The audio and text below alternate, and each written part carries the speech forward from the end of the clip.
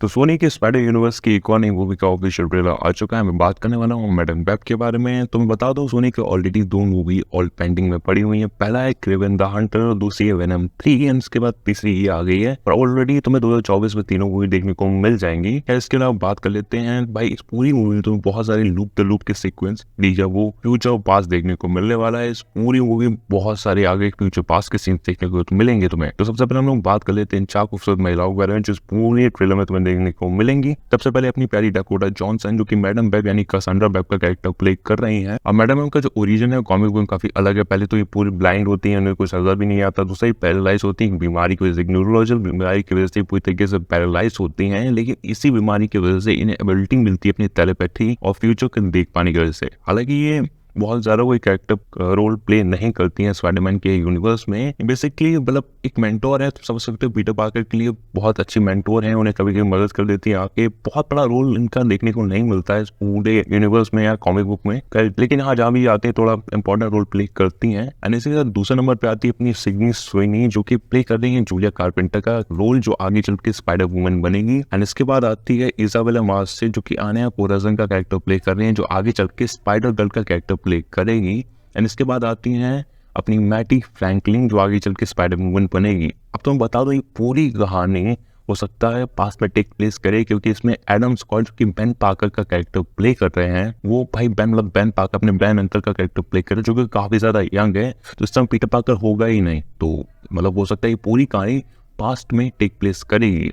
And इसके बाद सबसे पहले बात कर लेते हैं पहले फर्स्ट शॉर्ट सीक्वेंस की, जहाँ पे डकोटा जॉनसन ऑलरेडी रेस्टोरेंट में घुस रही हैं और वहाँ पे ये तीनों महिलाएं ऑलरेडी बैठी हुई हैं। अचानक से पीछे से इनके ब्लैक इविल स्पाइडरमैन आ जाता है। अब ये बेसिकली ब्लैक इविल स्पाइडरमैन तो नहीं है, ये है, इस कैरेक्टर का नाम है इज़ेकियल सिम्स, तुम इसे ज़ीक भी बुला सकते हो। ये पूरा कैरेक्टर काफी हद तक स्पाइडरमैन से रिजेंबल करता है, मतलब काफी हद तक स्पाइडरमैन जैसा ही है।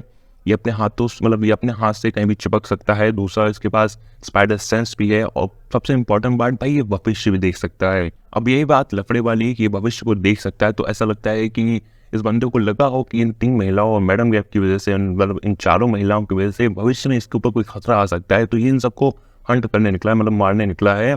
वहीं पर हमारी डकोटा जॉनसन सबको प्रोटेक्ट करते हुए नजर आती हैं, पर इसका कोई फायदा नहीं होता, क्योंकि डकोटा जॉनसन एक चाकू उठाती है, इस पर वार करती है, मगर वही चाकू वापस डकोटा जॉनसन को घुसेड़ देता है। इनके बाद पूरा का पूरा सीन वापस से लूप द लूप की तरह फिर से स्टार्ट हो जाता है। तो हमें यहाँ समझ में आता है कि डकोटा जॉनसन फ्यूचर पास्ट को एक्सेस तो कर ही सकती है, जो कि हमें पहले से ऑलरेडी पता होता है। साथ ही कुछ लफड़ा इन दोनों के बीच में भी हुआ है। अब देखो, इसका थोड़ा सा ओरिजिन बताया गया है बेसिकली। अब एजेकिल के कैरेक्टर के बारे में बहुत ज़्यादा नहीं जानता, क्योंकि मैंने कॉमिक बुक को रीड नहीं किया है। तो जो कुछ अभी ट्रेलर में देख करने को मिला है उसी के बारे में बात कर लेते हैं। तो एजेकिल बेसिकली कैसेंड्रा वेब यानी कि हमारी मैडम वेब की माँ को ऑलरेडी जानता था और उनके साथ मतलब उनकी मौत से पहले से जानता था, जब वो लोग मिलकर अमेजोन के जंगलों में मकड़ियों पर रिसर्च कर रहे थे, तब से वो उन्हें जानता है। भाई तुम लोग अगर पहला रेस्टोरेंट वाला सीन देखोगे तो तुम लोगों को पता चलेगा कि यहाँ पे जितने भी ऑलरेडी वो तीन महिलाएं का कैरेक्टर्स है, उन सब अभी अपनी पावर्स को यूज़ नहीं कर पा रहे हैं। तो समझ में आ रहा है कि उन्हें उनके पास अभी उनकी पावर्स नहीं है और बाद में चल के इन सभी को अपनी अपनी पावर्स मिलेंगी। इसके अलावा बहुत सारे और भी शॉट देखने को मिलते हैं। सबसे पहले तो यही बच्चे वाला शॉट तुम्हें पूरा एक देखने को मिलेगा, यहाँ पे एक औरत एक बच्चे को उठाकर मतलब वो बचा रही है। अब एग्जैक्ट तो ये पता नहीं कौन सा बच्चा है, किसका कौन सा शॉट है, लेकिन तुम्हें एक तुम एक हाथ को देख सकते हो जहाँ पे काफी हद तक मतलब स्पाइडरमैन के हाथ कितना थोड़ा थोड़ा लग रहा है।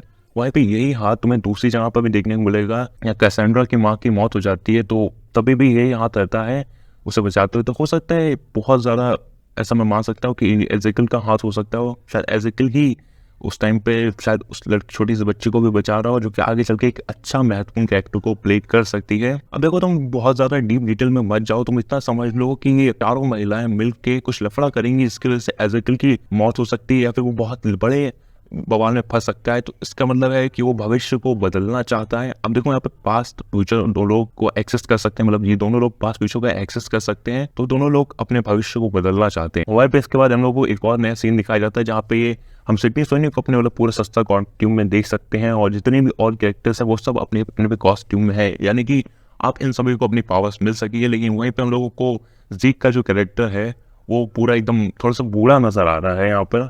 तो मैं समझ में आता है कि काफ़ी सारा टाइम बीत चुका है, यहाँ पे एक टाइम जंप या टाइम लूप मतलब हो सकता है कि यहाँ पे एक टाइम जंप आया हो, काफी लंबा चौड़ा टाइम जंप आया हो, क्योंकि ये काफी बूढ़ा हो चुका है। इस पूरी मूवी की एक्चुअल टाइमलाइन क्या हो सकती है समझना बहुत ज्यादा जरूरी है कि ये कहानी किस टाइम पे टेक प्लेस करेगी। ये कहानी 2000 के टाइम पे है, क्योंकि अगर हम लोग बात, क्योंकि कैसेंड्रा जब अपनी माँ के बारे में बता रही होती तो बताती है कि ये लोग पहली बार अमेज़न के जंगलों में 1973 में मगनियों पर रिसर्च करते थे। अब देखो थोड़ी बहुत चीज़ें मैंने भी ढूँढी थी तो समझ में आता है जो ज़ीक का कैरेक्टर है, मतलब एज़ेकियल सिम्स का जो कैरेक्टर है वो भाई बेसिकली अच्छा होता है, ज़्यादातर स्पाइडरमैन की मदद करता है। लेकिन यहाँ पे वहाँ से इविल दिखाया गया है क्योंकि आपको उस पर कोई लफड़ा ज़रूर होगा। तो देखते हैं क्या देखने को मिलता है। अगर मैं पर्सनली ऐसा मानता हूँ कि पिक्चर इतनी भी ज़्यादा अच्छी नहीं होगी, अच्छी होगी। मैं पर्सनली सिडनी स्विनी और डैकोटा जॉनसन को देखने जा रहा हूँ। ये पिक्चर 16 फरवरी को इंडिया में रिलीज़ होगी। इंडिया में सॉरी नहीं, पर यूएसए में रिलीज़ होगी। इंडिया की एक्चुअल डेट मैं ढूँढ नहीं पाया, मुझे मिली नहीं। जो भी हो, चाहे 16 को रिलीज़ होती है या वैलेंटाइन डे की 14 तारीख को रिलीज़ हो जाती है, जब भी रिलीज़ हो हम तो देखने ही जाएंगे। बाकी आपको ये ट्रेलर कैसा लगा, ये छोटी सी ब्रेकडाउन वीडियो कैसी लगी, इसके अलावा जो भी और डिटेल्स होंगी मैं अगली वीडियो में कंसीडर करूँगा एक और नई वीडियो बनाकर। अगर तुम्हें ये वीडियो अच्छी लगी तो उसको लाइक एंड सब्सक्राइब जरूर करना।